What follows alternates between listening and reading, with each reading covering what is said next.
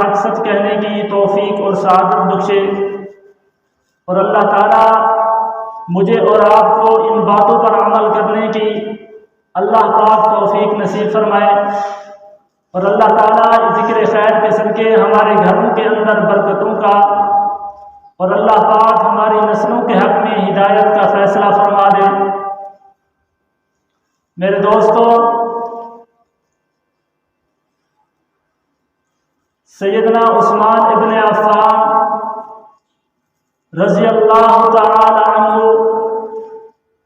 یہ پیغمبر صلی اللہ علیہ وسلم کے تیسرے جانشین ہیں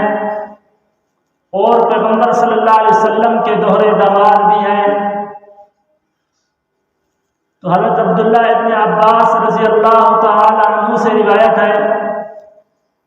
کہ کسی نے حضرت عبداللہ ابن عباس پیغمبر کے صحابی سے پوچھا، ما کتب علی خاتم عثمان ابن عفان، کہ سیدنا عثمان ابن عفان رضی اللہ تعالی عنہ نے جو انگوٹھی پہن رکھی تھی اس کے اوپر کیا عبارت نقش تھی؟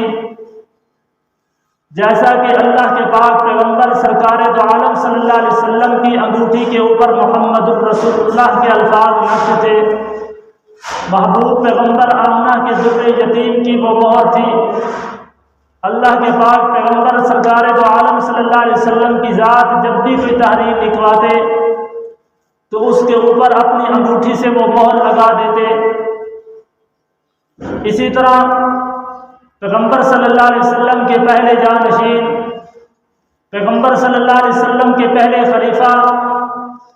سیدنا ابوبکر صدیق رضی اللہ تعالی عنہ کی انگوٹھی کے اوپر بھی ایک عبارت نقش تھی،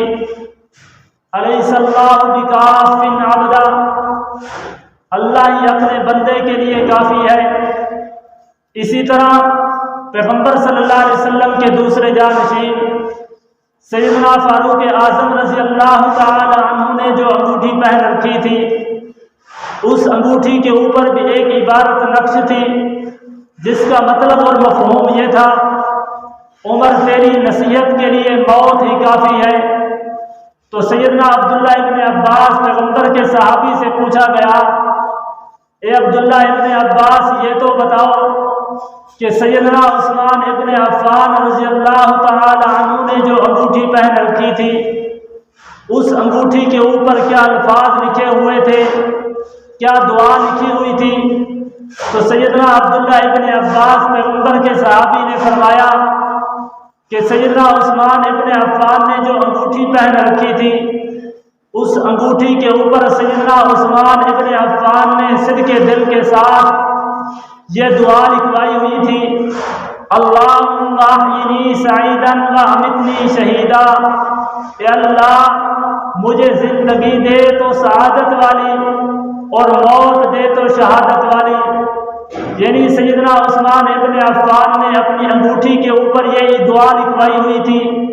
یہ عبارت لکھوائی ہوئی تھی کہ اللہ میری زندگی کو سعادت والا بنا دے، خوبیوں والا بنا دے، خوش بختی والا بنا دے، اور اے اللہ جب میری موت کا وقت آئے تو یا اللہ مجھے موت شہادت کی عطا فرمانا۔ تو سیدنا عثمان ابن عفان نے یہ عبارت، یہ دعا اپنی انگوٹھی کے اوپر لکھوائی ہوئی تھی۔ میرے دوستو،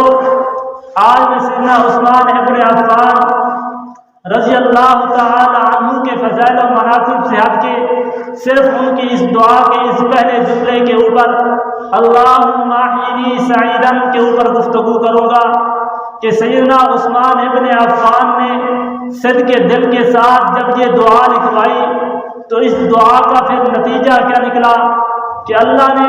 سیدنا عثمان ابن عفان کی زندگی کے اندر سعادتیں کتنی نصیب فرمائی، ان کی زندگی کتنی سعادت مندی والی تھی، خوبیوں والی تھی، خوشحالی والی تھی۔ میرے دوستو، دنیا کے اندر ہر دور کے اندر ہر طبقے کے اندر ایک بات مشہور ہوتی ہے کہ بعض لوگ کسی کے کام کو دیکھ کر، کسی کی کوئی چیز دیکھ کر اس کے اوپر فخر کرتے ہیں، اس کو نیک بخت سمجھتے ہیں، اس کی سعادت سمجھتے ہیں، اس کی خوبی سمجھتے ہیں، کہ یہ دیکھو یہ فلاں شخص ہے اور اس کے اندر فلاں خوبی پائی جاتی ہے، ان تمام تر خوبیوں میں سے سب سے پہلی چیز جو دنیا دیکھتی ہے، دنیا جس چیز کو سعادت مندی سمجھتی ہے وہ چیز حسب و نسب ہے، کہ انسان کا اگر خاندان اچھا ہو تو سارے کے سارے لوگ کہتے ہیں یار یہ دیکھو فلاں خاندان سے تعلق رکھنے والا شخص ہے، یعنی خاندان اگر اچھا ہو تو خاندان کے اچھا ہونے کو، قبیلے کے اچھے ہونے کو لوگ سعادت مندی سمجھتے ہیں۔ اگر خاندان کا اچھا ہونا، قبیلے کا اچھا ہونا یہ سعادت مندی کی چیز ہے، سعادت مندی کی بات ہے، تو یہ درجہ اللہ نے عثمان ابن عفان کو بدرجہ کمال عطا فرمایا تھا کہ اللہ کے پاک پیغمبر سرکار دو عالم صلی اللہ علیہ وسلم کے دادا اور سیدنا عثمان ابن عفان کے دادا 5ویں پشت کے اندر جا کر ایک ہو جاتے ہیں، اور اسی طرح والدہ کی طرف سے اگر نسبت دیکھی جائے تو سیدنا عثمان ابن عفان کی نانی سیدہ ام حکیم بی بی سلام اللہ علیہا اور پیغمبر صلی اللہ علیہ وسلم کے والد سیدنا عبداللہ، یہ دونوں سکے بہن بھائی ہیں، اور اتفاق کی بات یہ بھی ہے کہ یہ دونوں کے دونوں جڑوا پیدا ہوئے، یعنی اگر خاندان کا اچھا ہونا یہ کوئی سعادت مندی کی چیز ہے تو اللہ نے یہ سعادت عثمان ابن عفان کو بدرجہ کمال عطا فرمائی تھی۔ اسی طرح دنیا کے لحاظ سے اگر دیکھا جائے، کوئی آدمی اگر گھٹیا قبیلے سے کیوں نہ ہو لیکن اگر اس کی شادی، اس کا نکاح کسی اچھے خاندان کے اندر ہو جائے، اچھی برادری کے اندر ہو جائے، اچھے قبیلے کے اندر ہو جائے تو لوگ اس کو بھی سعادت مندی سمجھتے ہیں کہ یار دیکھو یہ کتنا خوش نصیب انسان ہے، کتنا خوش قسمت ہے کہ اس کو فلاں خاندان کے لوگوں نے اپنی بیٹی دے دی ہے یا فلاں شخص نے اس کو اپنی بچی دے دی ہے۔ تو میرے دوستو اگر کسی قبیلے کے اندر شادی کا ہو جانا، اچھے قبیلے کے اندر، اچھے خاندان کے اندر شادی کا ہو جانا یہ سعادت مندی کی بات ہے، تو اس سعادت کا بھی عثمان ابن عفان کے ساتھ کوئی شخص مقابلہ نہیں کر سکتا کہ اللہ کے پاک پیغمبر سرکار دو عالم صلی اللہ علیہ وسلم کی ذات نے سیدنا رقیہ رضی اللہ تعالی عنہ اپنی بیٹی کا نکاح عثمان ابن عفان کے ساتھ کر دیا، اور جب سیدہ رقیہ کا انتقال ہو گیا تو اللہ کے پاک پیغمبر سرکار دو عالم صلی اللہ علیہ وسلم کی ذات نے اپنی دوسری بیٹی سیدہ ام کلثوم کا نکاح سیدنا عثمان ابن عفان کے ساتھ کر دیا، اور جب ان کا بھی انتقال ہو گیا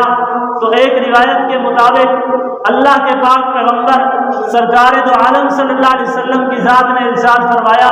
اے عثمان اگر میرا رب مجھے 40 بچیاں بھی دیتا، 40 بیٹیاں بھی دیتا، اے عثمان میں تجھ پہ اتنا خوش ہوں کہ میں 40 کی 40 بچیاں تیرے نکاح کے اندر دے دیتا۔ ایک اور روایت کے اندر آتا ہے اللہ کے پاک پیغمبر نے فرمایا، اے عثمان اگر میرا رب مجھے 100 بچیاں بھی دیتا، اے عثمان میں تجھ پہ اتنا خوش ہوں، اتنا راضی ہوں کہ 100 کی 100 بچیاں تیرے نکاح کے اندر دے دیتا۔ ایک روایت کے اندر آتا ہے اللہ کے پاک پیغمبر نے ارشاد فرمایا، اے عثمان میں تجھ پہ اتنا راضی ہوں، اتنا خوش ہوں کہ اگر میرا رب مجھے 200 بچیاں بھی دیتا تو میں 200 بچیاں تیرے نکاح کے اندر دے دیتا۔ تو میرے دوستو آج کل ہم لوگ دنیا کے اندر یہ بات دیکھتے ہیں کہ کوئی آدمی اگر کسی کی بچی کو تنگ کرتا ہو